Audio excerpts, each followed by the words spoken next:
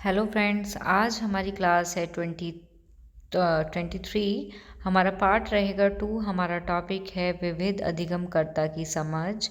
इसका जो first part है उसके बारे में उसमें हमने बहुत सारी जो हेडिंग है उनको हमने क्या किया, क्लियर किया है। और आज हमारा पार्ट रहेगा 2 जिसमें हम आगे की और जो हमारी डेफिनेशन वगैरह हैं उनको हम क्या करेंगे, डिस्कस करेंगे, उसके बारे में पढ़ेंगे जो आपकी इम्पोर्टेंट है एग्ज़ाम के लिए। ठीक है, हम ट्राई करेंगे कि आपके इस पार्ट 2 में ही ये जो टॉपिक है इसको कंप्लीट करा दें। अदरवाइज़ हम नेक्स्ट क्लास लेंगे पार्ट 3 की, जिसके अंदर हम इस टॉपिक को कंप्लीट करा देंगे। ओके, और जो भी किसी को प्रॉब्लम हो कभी भी तो उसको कमेंट बॉक्स में लिख दिया करे, उसकी प्रॉब्लम सोल्व होगी। एंड जिसको भी वीडियो पसंद आए वो इसको लाइक, शेयर, सब्सक्राइब करना ना भूले। ठीक है, तो नाउ स्टार्ट करते हैं हम। हमारा टॉपिक रहेगा मन बुद्धि बालक। ओके, तो हमारी जो हेडिंग है वो क्या है कि मन बुद्धि बालक। ओके, तो हमें सबसे पहले पता होना चाहिए मन बुद्धि बालक के बारे में कुछ बातें, जिसमें हम पढ़ेंगे मन बुद्धि बालक वे बालक होते हैं जिनकी सीखने की गति काफ़ी धीमी होती है। इसका प्रमुख कारण है आनुवांशिक गुण हो सकते हैं।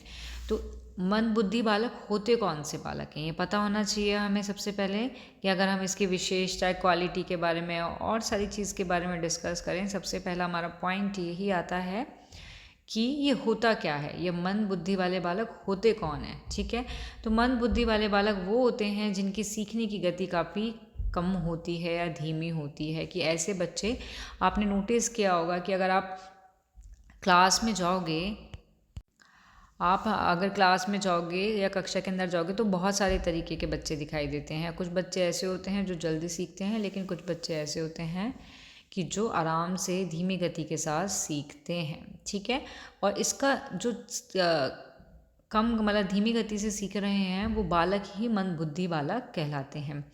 और इसका प्रमुख कारण है आनुवांशिक गुण। आनुवांशिक से ही आपको समझ आ रहा होगा, जो हमारे पूर्वज हैं, जो हमारे आनुवांशिक गुण हैं।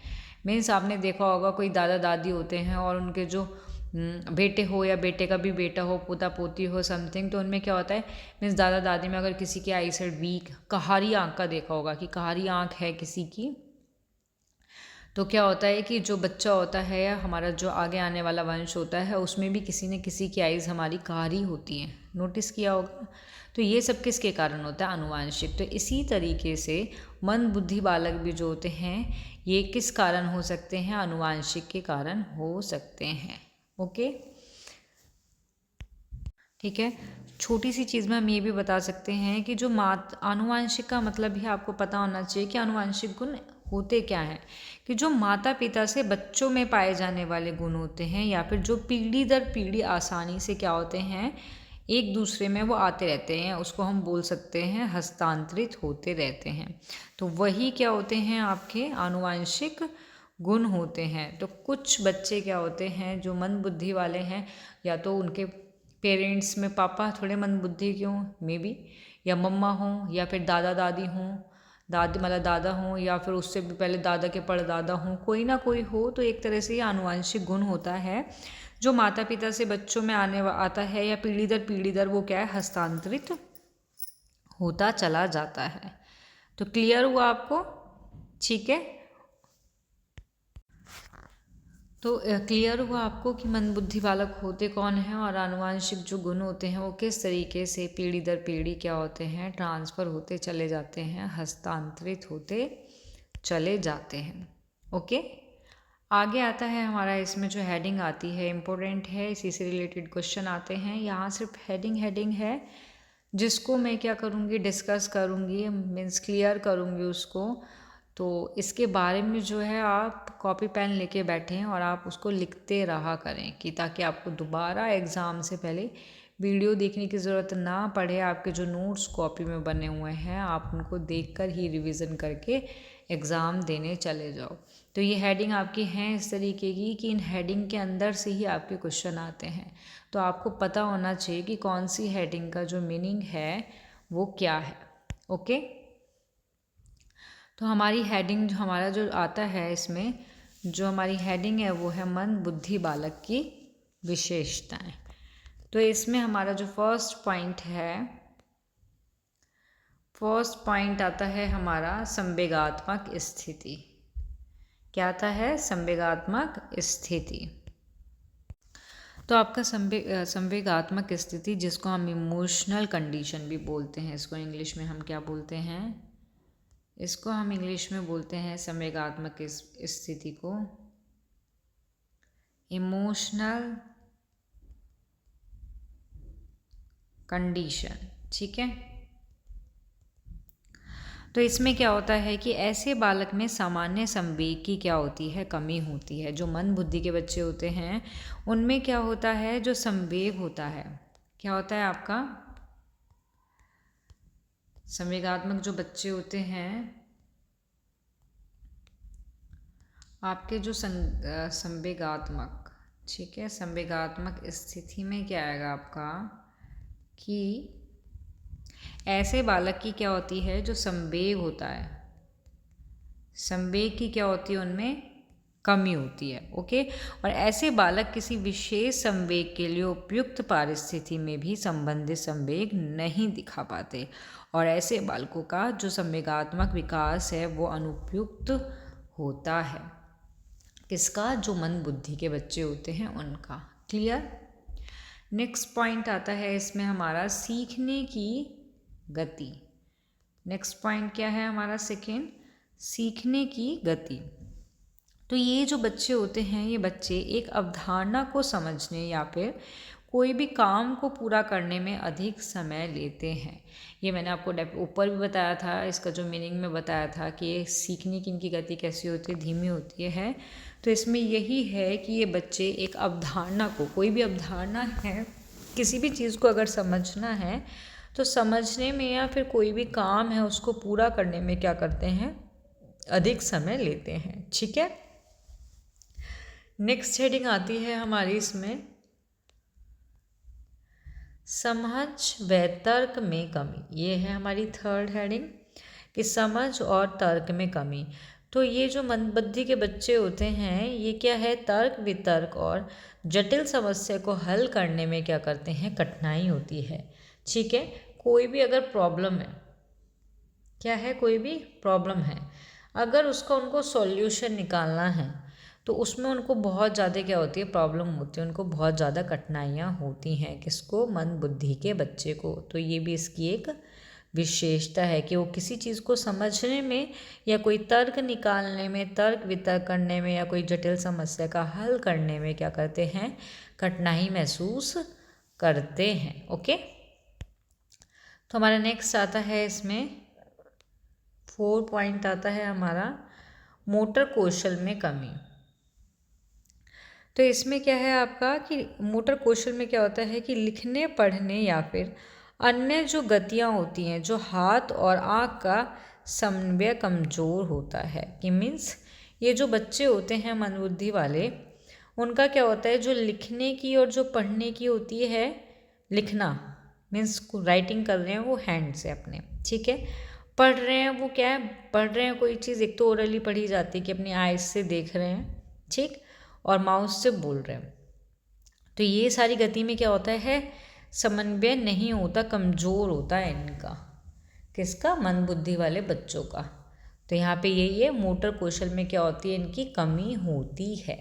ठीक है। नेक्स्ट पॉइंट आता है हमारा, नेक्स्ट हेडिंग पॉइंट आता है इसमें हमारा 5 पॉइंट है स्मृति संबंधी समस्या। इसमें क्या होता है? स्मृति में क्या होता है कि पढ़ाई में सीखा हुआ लंबे समय तक इनको याद नहीं रहता है। स्मृति का मतलब यहाँ यही है, याद रखना। तो स्मृति संबंधी समस्या इनकी यही है कि इन्होंने अगर कोई चीज़ याद करी है तो कुछ टाइम बाद उसको भूल जाएंगे, वो उनको याद नहीं रहता, जो मंदबुद्धि के बच्चे होते हैं। ओके। नेक्स्ट आपका आता है इसमें, नेक्स्ट हेडिंग आती है भावात्मक सामाजिक कठिनाइयाँ। हमारी 6 हेडिंग है। ठीक है। तो इसमें क्या होता है, भावात्मक और सामाजिक कठिनाइयाँ में कि इनका आत्मविश्वास में क्या होती है, इनकी कमी होती है। ठीक है, किसमें कमी होती है इनकी, जो मंद बुद्धि वाले बच्चे होते हैं उनके आत्मविश्वास में क्या होती है, आत्मविश्वास में कमी होती है और साथियों के साथ तालमेल बिठाने में समस्या होती है। तो सामाजिक कठिनाई का मतलब यहाँ पे यही है कि ये जो बच्चे होते हैं, क्लास के अंदर जो बच्चे होते हैं, वो अपने साथी के साथ, अपने फ्रेंड के साथ, जो उनके आसपास के जो लोग हैं उनके साथ तालमेल बिठाने में उनको क्या होती है, प्रॉब्लम होती है। ठीक है, तो क्लियर हुआ आपको भावात्मक और सामाजिक। भावात्मक में तो यही कि आत्मविश्वास में उनके क्या होती है, कमी होती है, और सामाजिक में आपका यही आता है कि जो उसके साथी होते हैं उनके साथ वो तालमेल नहीं कर सकते, तालमेल करने में उनको प्रॉब्लम होती है। ओके, आगे हमारी नेक्स्ट हेडिंग आते हैं, नेक्स्ट पॉइंट आता है हमारा इसमें बौद्धिक विकास। हमारा 7 पॉइंट है बौद्धिक विकास। तो इसमें क्या होता है हमारा, तो बौद्धिक विकास में क्या है, या बौद्धिक क्षमता बोल सकते हैं, कुछ भी बोल सकते हैं। तो ऐसे बालकों की जो बौद्धिक क्षमता होती है या फिर विकास होता है वो सामान्य बालकों से क्या होता है, कम होता है। ठीक है, क्लास के अंदर बहुत सारे बच्चे होते हैं, सामान्य होते हैं, मंद बुद्धि के होते हैं, प्रतिभाशाली होते हैं, पिछड़े होते हैं, बहुत सारे तरीके के होते हैं। लेकिन जो ये मंद बुद्धि के बच्चे होते हैं इनका क्या होता है कि इनका बौद्धिक जो क्षमता होती है या फिर बौद्धिक विकास है वो सामान्य बालकों की तुलना में कम होता है, और इनकी जो बुद्धि लब्धि होती है वो 70 से कम होती है। कितने से कम होती है, 70 से। जो इनका IQ लेवल होता है वो कितना होता है, 70 से क्या होता है, कम होता है। ये इम्पोर्टेंट है, लिख लेना, मोस्ट इम्पोर्टेंट है ये पॉइंट आपका, क्योंकि आपका क्वेश्चन डायरेक्ट पूछ लिया जाता है कि मंद बुद्धि बालकों का IQ लेवल कितना होता है। ये आपको दे देंगे कि हाँ भाई इतना IQ लेवल है, ये किसका होता है, मंद बुद्धि, प्रतिभाशाली, विशिष्ट, ये इस तरीके के क्वेश्चन आपके जो हैं एग्जाम में आते हैं। ठीक है, क्लियर हुआ बौद्धिक विकास का। नेक्स्ट हेडिंग आती है इसमें हमारी 8 पॉइंट आता है। 8 पॉइंट है हमारा इसमें शारीरिक लक्षण। ठीक, इसमें क्या होता है कि जो मानसिक रूप से मंद बुद्धि वाले बालक का क्या होता है, जो शारीरिक कद होता है, ठीक है, जो उनकी हाइट होती है वो सामान्य बालक से क्या होती है, भिन्न होती है। इस चीज़ का भी फर्क पड़ता है कि जो मंद बुद्धि के बच्चे होते हैं उनकी जो हाइट है वो सामान्य बालक से क्या होती है, भिन्न होती है, और इनका कद क्या होता है, वो मोस्टली क्या होते हैं, कमज़ोर होते हैं। एक तो कमज़ोर होंगे, कद कैसा होगा, कम होगा इनका। ठीक है, और ये कैसे होते हैं, दुबले पतले होते हैं।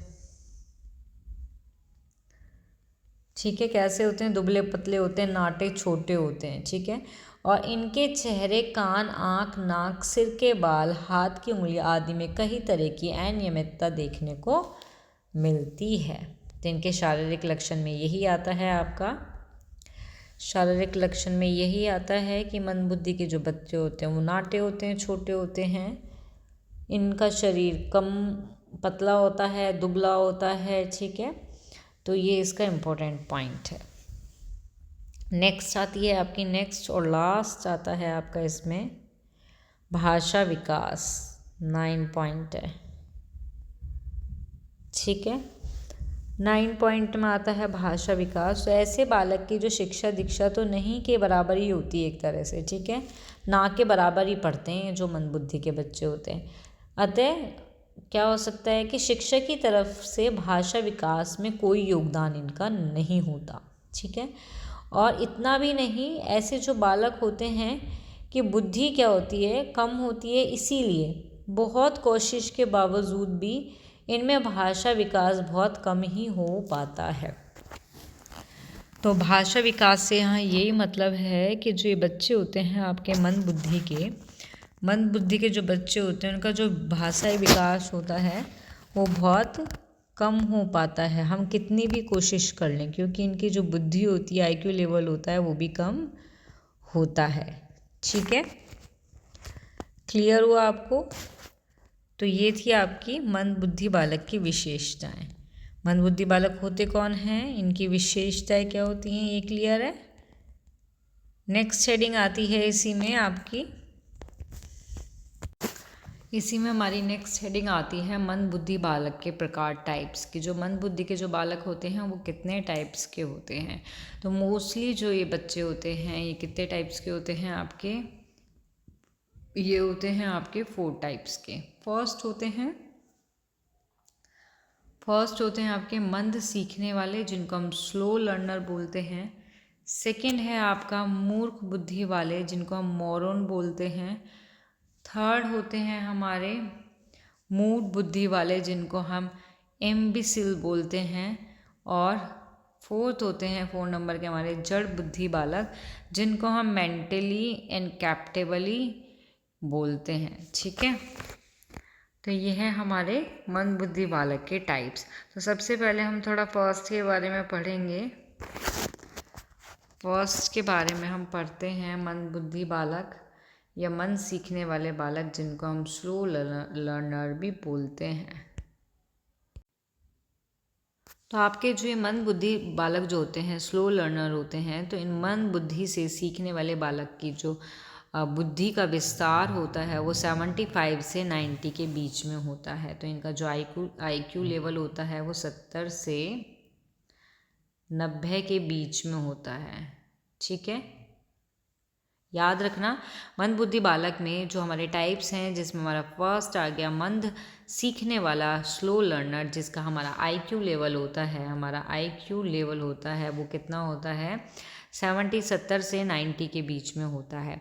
और ऐसे बालक की जो मानसिक क्षमता होती है वो साधारण बालकों से कुछ ही निम्न स्तर की होती है। ओके, और मंद गति से सीखने वाले बालकों को शिक्षित किया जा सकने वाले पिछड़े बालक माना जाता है। मीन्स मंद गति से सीखने वाले बालकों को शिक्षित किया जा सकने वाले पिछड़े बालक कहते हैं। तो ये पिछड़े बालकों के उनके अंतर्गत आते हैं कि जिनको शिक्षित किया जा सकता है। ओके, तो सेकंड आता है हमारा मूर्ख बुद्धि वाले बालक। तो जो मूर्ख बुद्धि वाले बालक होते हैं, इनको हम अल्प बुद्धि बालक भी बोलते हैं। क्या बोलते हैं?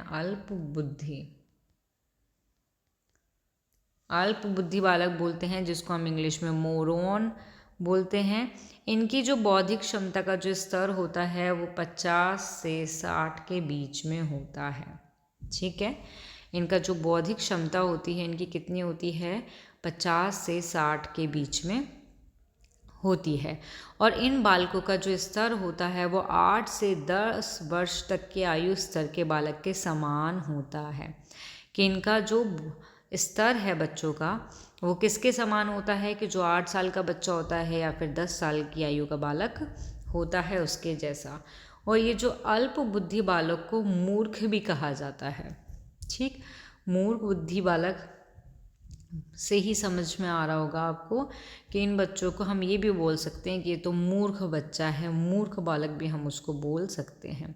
और इनको शिक्षित करने के लिए विशेष प्रयत्न करने पड़ते हैं। जो ये मूर्ख बुद्धि वाले बालक होते हैं आपके क्लास के अंदर, उनको पढ़ाने के लिए या कुछ सिखाने के लिए, शिक्षित करने के लिए बहुत सारे तरीके के प्रयत्न करने पड़ते हैं। और लेकिन ऐसे बालक में मौलिकता का अभाव पाया जाता है। कि जो मौलिकता होती है, क्या होती है? मौलिकता का क्या है? अभाव पाया जाता है। आपको ये भी पता होना चाहिए कि मौलिकता का अभाव तो पाया जाता है, लेकिन मौलिकता होती क्या है? तो मौलिकता का मतलब यही है कि व्यक्तिगत तरीके से सोचना या फिर खुद को अभिव्यक्त करने की क्षमता इनमें नहीं होती। ठीक है, किसी दूसरे व्यक्ति द्वारा पहले से नहीं सोचा गया विचार। ओके, तो ये आता है आपका मौलिकता के अंदर। तो मौलिकता का इनमें क्या होता है? इनमें अभाव होता है मौलिकता का। क्लियर हुआ आपको? और अल्प बुद्धि बालक जो हैं वो जीवन निर्वाह योग्य कार्य सीख सकते हैं। सिर्फ वो इतना सीख लेते हैं कि हाँ भाई वो अपनी लाइफ को गुजार सकें, अपने जीवन को निर्वाह वो कर सकें, बस इतना ही वो सीख पाते हैं। ओके, नेक्स्ट आता है इसमें हमारा मूढ़ बुद्धि, जिसको हम बोलते हैं इम्बेसिल बोलते हैं हम इसको। ओके, तो जो मूढ़ बुद्धि जो बालक होते हैं, इनकी बुद्धि लब्धि कितनी होती है, इनका जो आईक्यू जो स्तर होता है वो कितना होता है, वो होता है 25 से 50 के बीच में। ठीक है, और ये जो बच्चे होते हैं इनका जो मानसिक स्तर होता है वो कैसा होता है, वो 5 से जो 7 वर्ष का क्या होता है, बच्चा होता है। कौन होता है, छात्र। तो इनका जो मानसिक स्तर है वो 5 से 7 वर्ष की आयु के बच्चे के समान होता है। और जो इस प्रकार के बालक हैं, जो मूढ़ बुद्धि वाले जो बालक होते हैं, ये बौने प्रकार के होते हैं मोस्टली, और इनके यौनांगों का विकास भी पूर्ण रूप से नहीं होता। और ये जो बच्चे होते हैं इनमें थायराइड जो ग्रंथि होती है वो क्रियाशील के कारण, अनियमित क्रियाशील के कारण ये क्या होते हैं, मानसिक रूप से भी क्या होते हैं। शॉर्ट में आप समझो कि मूढ़ बुद्धि बालक की सबसे पहले तो आईक्यू लेवल 25 से कितना होता है, 50 के बीच में होता है। इनका जो मानसिक स्तर है वो 5 से 7 वर्ष के बालक की तरह है। ये बौने होते हैं। दूसरा, इनका जो मानसिक जो एरिया होता है वो दुर्लभ होता है या फिर दुर्बल होता है। ठीक है, और शिक्षित करना इनको बहुत ही कठिन कार्य होता है, इनको शिक्षित करना। इन्हें केवल अक्षर ज्ञान ही कराया जा सकता है। ठीक है, कौन सा ज्ञान कराया जा सकता है इनको, अक्षर का ज्ञान ही ओनली इनको करा सकते हैं। ओके, और ऐसे बालक के जीवन निर्वाह के लिए शारीरिक रूप से प्रशिक्षित किया जाता है इनको। इनका लाइफ स्टाइल जीने के लिए, जीवन निर्वाह करने के लिए इनको किस तरीके से प्रशिक्षित किया जाता है, शारीरिक रूप से। ओके, नेक्स्ट है हमारा, इसमें 4 पॉइंट आता है, लास्ट है। 4 पॉइंट में आता है हमारा जड़ बुद्धि बालक। ठीक, तो इनको हम बोलते हैं मेंटली कैपेबली चाइल्ड बोलते हैं।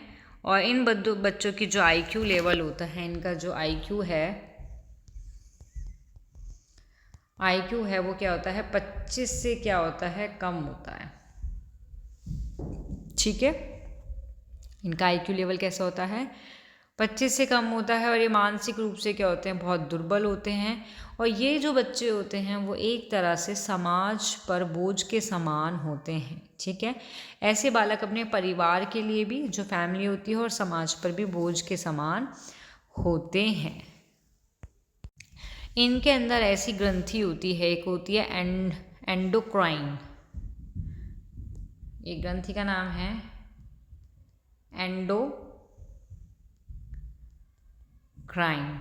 एंडोक्राइन नाम की एक ग्रंथि होती है, और एक पिट्यूटरी ग्रंथि होती है,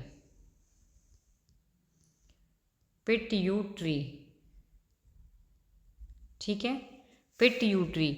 ये जो 2 ग्रंथि होती हैं ये क्या होती हैं, असंतुलन होती हैं या फिर अनियमित ढंग से क्या करती हैं, काम करती हैं, जिसके कारण जो इनका मानसिक विकास होता है वो एक 2 वर्ष के बच्चे की तरह क्या होता है, इनका मानसिक विकास। ठीक है, और ये जो जड़ बुद्धि बालक होते हैं अपनी देखभाल ये स्वयं नहीं कर पाते, और ऐसे बालक को भोजन कराने या फिर कपड़े पहनाने के लिए दूसरे व्यक्ति की क्या करनी पड़ती है, हेल्प लेनी पड़ती है, ये जो जड़ बुद्धि वाले बालक होते हैं।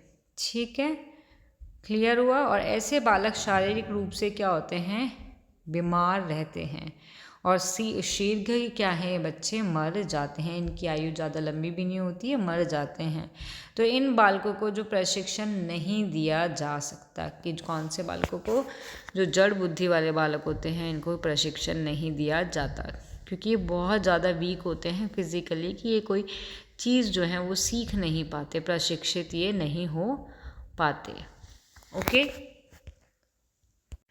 तो यहाँ मंदबुद्धि के जो टाइप्स हैं वो हुए फिनिश। इसके बाद हमारी नेक्स्ट हेडिंग आती है मंदबुद्धि बालक की शिक्षा, कि इनकी जो शिक्षा होती है वो किस तरीके की होती है, किस तरीके की हमें इनको शिक्षा देनी चाहिए, जो आपका इम्पोर्टेंट है। ओके, जिसमें हमारा फर्स्ट पॉइंट आता है हमारा इसमें विशिष्ट कक्षाएं। फर्स्ट पॉइंट है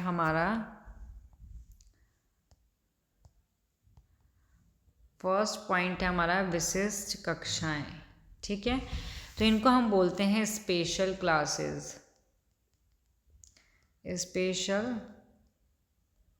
क्लासेस। ठीक है, तो जो मंदबुद्धि के बालक होते हैं वो अपनी मानसिक सीमा के कारण क्या होते हैं, सामान्य कक्षाओं का पूर्ण रूप से लाभ नहीं उठा पाते। कि जो मंदबुद्धि के बच्चे होते हैं वो अपनी कक्षा का, जो इनकी कक्षाएं होती हैं, उनका लाभ ये नहीं उठा पाते, और उनके लिए विशेष रूप से प्रशिक्षित अध्यापक के द्वारा संचालित या फिर विशिष्ट कक्षाओं की व्यवस्था करनी पड़ती है। तो विशिष्ट कक्षा का मतलब यही है कि ये बच्चे क्या है कि ये जो सामान्य जो कक्षा होती है उसका लाभ नहीं उठा पाते, इसलिए इनके लिए स्पेशली प्रशिक्षित अध्यापक की ज़रूरत होती है और विशिष्ट कक्षाओं की इनको ज़रूरत होती है। ठीक है, नेक्स्ट आता है हमारा इसमें सेकंड पॉइंट आता है शिक्षा का उद्देश्य। ठीक है, सेकंड पॉइंट में है शिक्षा का उद्देश्य। तो इसमें क्या होता है, मंदबुद्धि बालक की जो शिक्षा होती है या फिर प्रशिक्षण का जो उद्देश्य है वो क्या है, कि उनके दैनिक जीवन में जो उनकी डेली लाइफ है दैनिक की, आने वाली जितनी भी व्यक्तिगत उनकी या फिर सामाजिक आर्थिक आवश्यकता की पूर्ति करने के लिए उनको क्या किया जाता है, तैयार किया जाता है। तो शिक्षा, मंदबुद्धि बालक की शिक्षा का मतलब यही है कि उनकी शिक्षा का मोटिव यही होता है, यही उद्देश्य होता है कि उनको उनकी दैनिक जीवन में जो भी उनको प्रॉब्लम्स आ रही हैं, जो भी उनकी आवश्यकता हैं, उनको वो कंप्लीट कर लें, उन अपनी आवश्यकताओं को प्राप्त कर लें। उनको प्राप्त करने के लिए, आवश्यकता की पूर्ति करने के लिए उनको एक तरह से तैयार किया जाता है। ठीक है, दूसरे शब्द में हम ये बात बोल सकते हैं कि शारीरिक या फिर मानसिक स्वास्थ्य की उन्नति, स्वस्थ आदतों का निर्माण या फिर दिनचर्या या सुरक्षा की जो भावना होती है, प्राथमिक चिकित्सा होती है, मनोरंजन की शिक्षा प्रदान करने के उद्देश्य ही उनकी शिक्षा की व्यवस्था की जानी चाहिए। ओके, नेक्स्ट आता है इसमें हमारा थर्ड पॉइंट आता है हमारा इसमें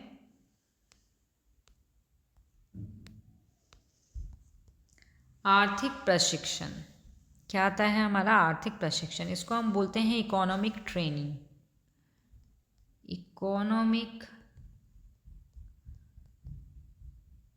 ट्रेनिंग बोलते हैं हम इसको। ठीक है, तो इसमें होता है मंदबुद्धि बालक को आर्थिक दृष्टि से क्या किया जाता है, आत्मनिर्भर बनाने के लिए उनको प्रशिक्षित किया जाता है, आर्थिक प्रशिक्षण दिया जाता है उनको। क्यों? आत्मनिर्भर बनाने के लिए, और वे अपने जीवन यापन के लिए धन अर्जित करने में क्या हो सके, समर्थ हो सके, या फिर छोटा कोई भी घरेलू कार्य है या फिर हस्तशिल्प जो होती हैं वो हो, तो इनका प्रशिक्षण देकर ऐसे बालक को स्वावलंबित बनाया जाता है। ठीक है, कि वो थोड़ा बहुत पैसा कमा सके, तो उस चीज़ के लिए उनको रेडी किया जाता है, तो उनको आर्थिक प्रशिक्षण दिया जाता है। ठीक, नेक्स्ट आता है इसमें हमारा सामाजिक प्रशिक्षण।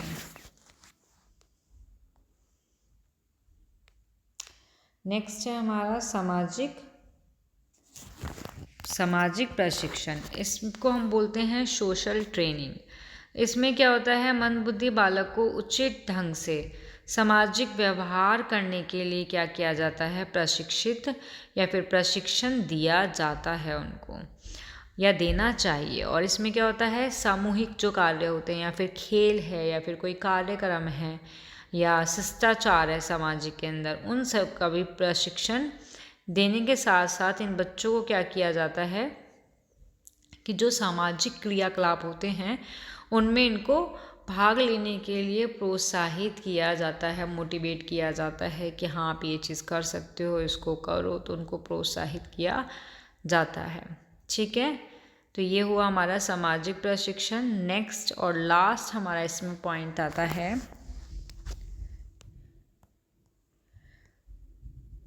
स्वयं देखभाल का प्रशिक्षण। ठीक है, तो इसमें क्या है आपका कि इसको हम बोलते हैं training for self care. Training for self care. ठीक है, तो मंद बुद्धि बालक अपनी देखभाल स्वयं कर सकते हैं। इसके लिए उन्हें शिक्षित या प्रशिक्षित किया जाना बहुत ज़्यादा आवश्यक होता है। कपड़े पहनने या फिर भोजन करने, सफाई करने या अन्य वस्तु की रक्षा करने या फिर मनोरंजन करने के लिए प्रशिक्षण ऐसे बालकों को दिया जाना चाहिए जिससे वो अपने दैनिक लाइफ को या दैनिक कार्य को स्वयं कर सकें। तो स्वयं की देखभाल का प्रशिक्षण यहाँ यही है कि वो सेल्फ केयर, वो अपना काम तो खुद कर ही सके, तो उनको अपने काम करने के लिए जो जो दिनचर्या के होते हैं उसके लिए उसको प्रशिक्षित किया जाता है। तो यहाँ आपका जो मंद बुद्धि के बालक हैं ये आपका फिनिश होता है। यहाँ आपकी जो ये क्लास है ये तो समाप्त होती है, लेकिन हम नेक्स्ट वीडियो में नेक्स्ट हेडिंग के साथ मिलेंगे। हमारा टॉपिक यही रहेगा विविध वाला, लेकिन हमारी हेडिंग क्या है वो रहेगी पिछड़े बालक, जो इम्पोर्टेंट है आपका एग्ज़ाम के लिए। अगर इसी वीडियो में मैंने इसको भी पिछड़े बालक को कम कराया तो आपकी जो वीडियो है बहुत लंबी हो जाएगी, क्लास लंबी हो जाएगी। तो इसलिए थोड़ा थोड़ा करके पढ़ेंगे जो आपके माइंड में सेट हो जाए बिल्कुल से। क्लियर? तो जिसको भी वीडियो पसंद आई हो वो इसको लाइक शेयर सब्सक्राइब करना ना भूलें। थैंक यू, मिलते हैं नेक्स्ट क्लास में।